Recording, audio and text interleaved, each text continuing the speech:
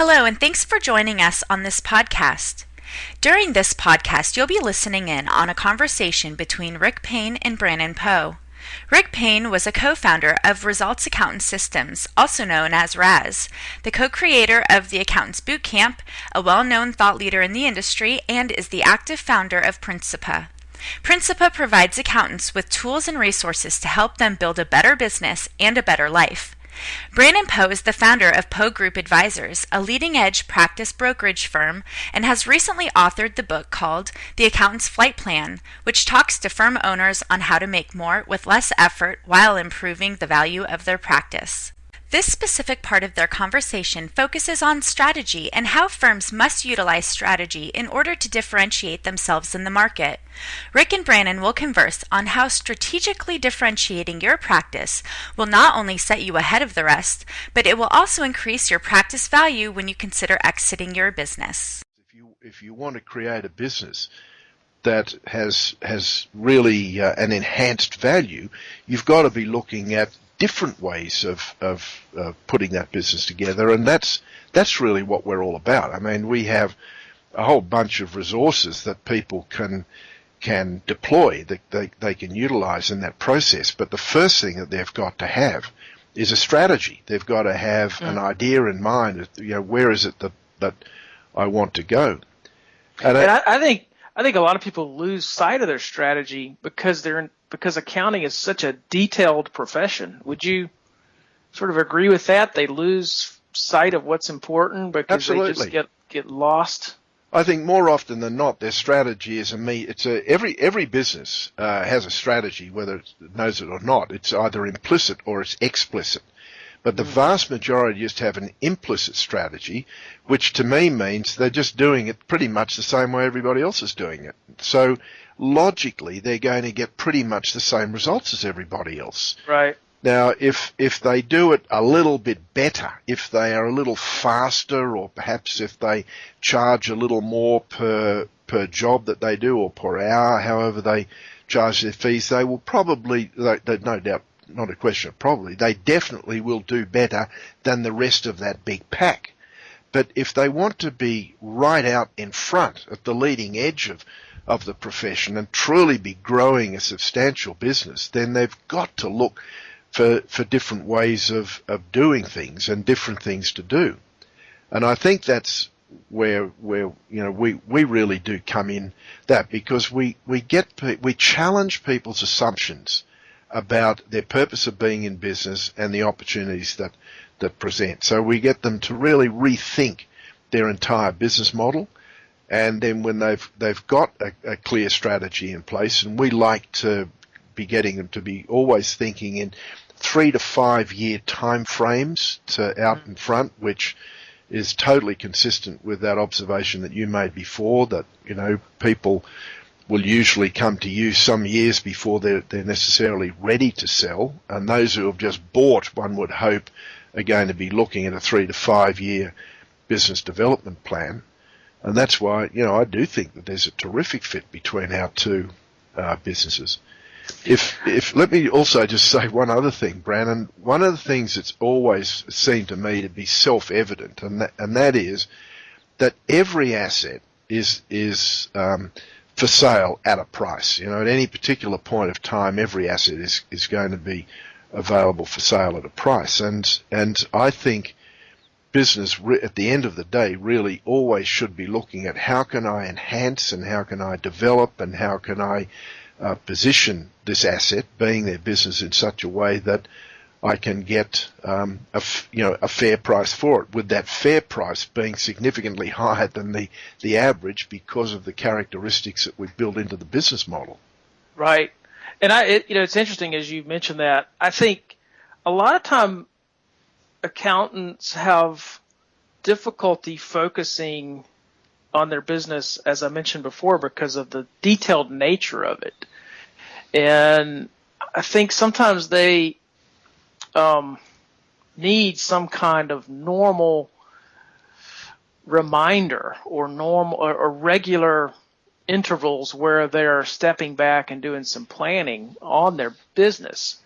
And I could see how a tool like Principa's tools, because I've looked at your resources, could really be helpful if they get kind of tied into that if they get in the habit of working strategically on their business on a regular basis, they can get very powerful results. And interestingly enough, I would say that there are two things I've noticed about some of the most high-quality firms that I've sold. And one of those characteristics is people take significant time off.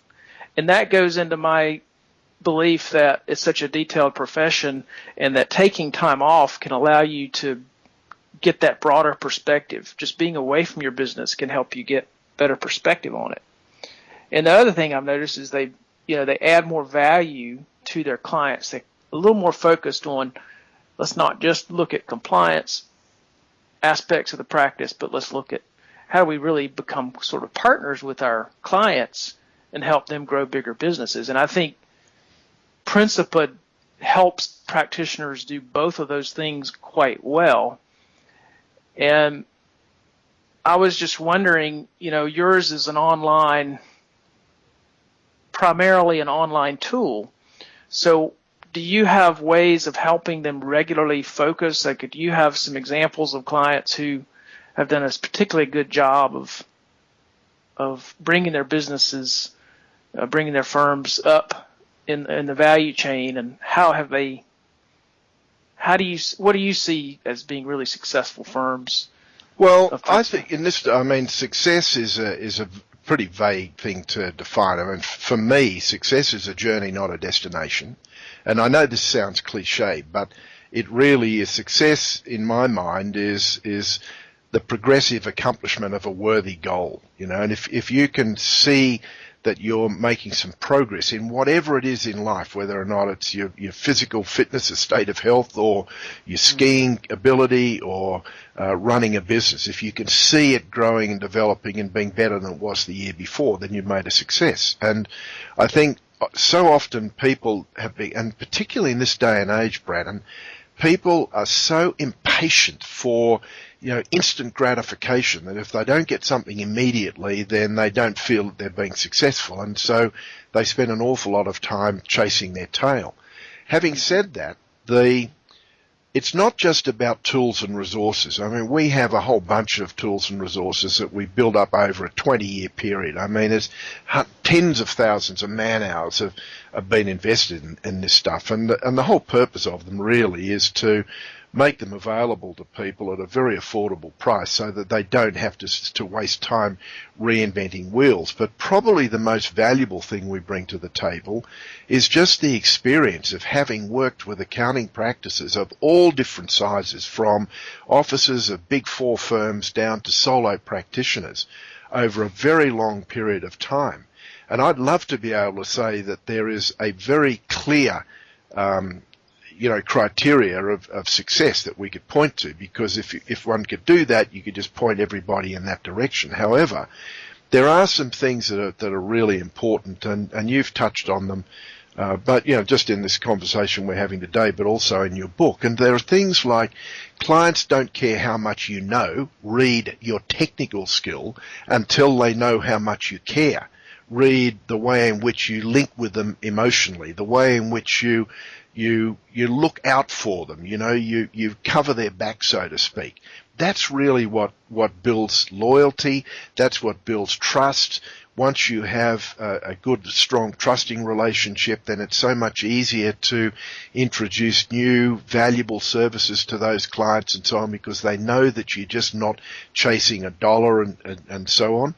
And that's the kind of thing that really forms the basis of a good practice. And if I were advising a relatively small practitioner today, I would say that when you personally adopt that kind of philosophy with your clients, you will then find that your team starts to adopt the same philosophy, and as your practice grows, that will be a defining characteristic of your culture, which will stand you in very good stead for growing that culture over a period of time. And you'll end up with high-quality team members who are totally engaged, servicing high-quality clients with high-quality services and being able to charge high-quality or premium, if you like, prices. And those are the things that come to rest on the bottom line. Those are the characteristics of those successful practices. But they all started by getting the culture right, and the culture was started by getting the mental bit right. I like to call it personal development comes before practice development. Just having a clear picture of where you want your business to go and what type of cultural environment you want to create. And Brandon, the way we start that is for those of our clients who want to participate in it. Every year we run 2 or 3 what we call practice development challenges.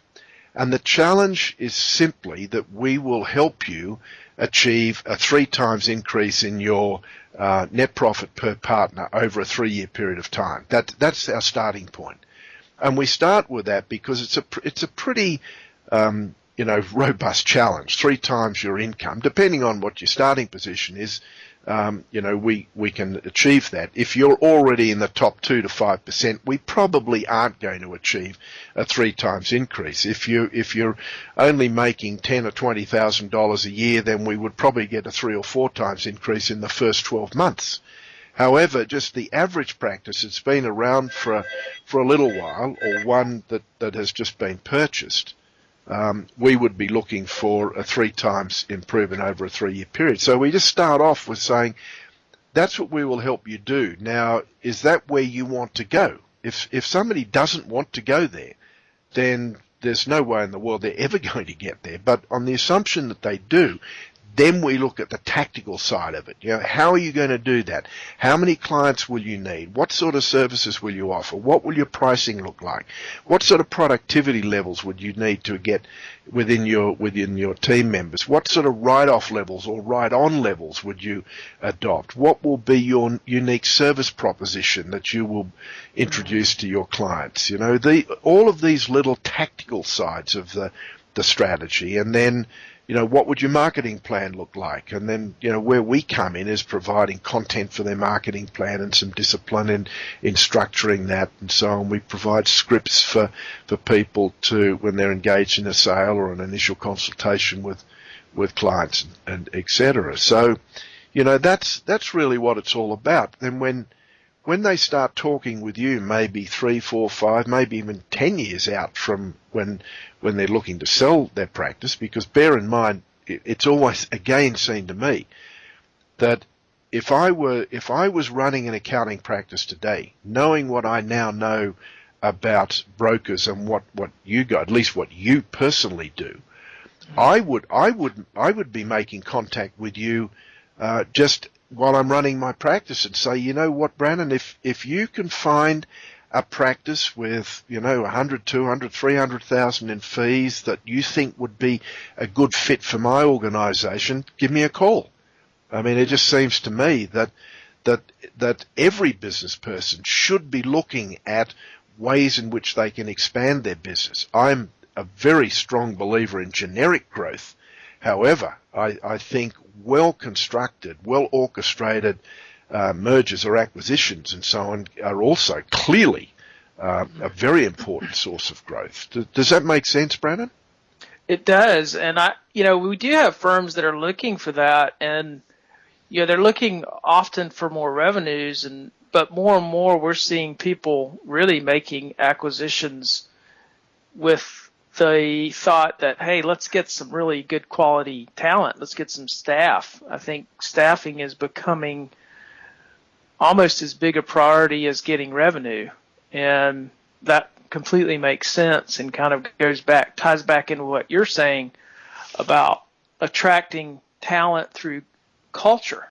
My name is Joanna Guire with Principa, and I'd like to thank you for listening in on this conversation. If you'd like to contact Brandon and his team at Poe Group Advisors, you can email them to info@poegroupadvisors.com. Follow them on Twitter at POE Group Advisor, or get more information on their website at www.poegroupadvisors.com. And if you'd like to contact Principa in relation to the tools and resources we offer our members, feel free to email us to info@principa.net. Find us on Facebook or follow us on Twitter at CPA_CA_advisor. And don't forget to visit our website at www.principa.net for more detailed information.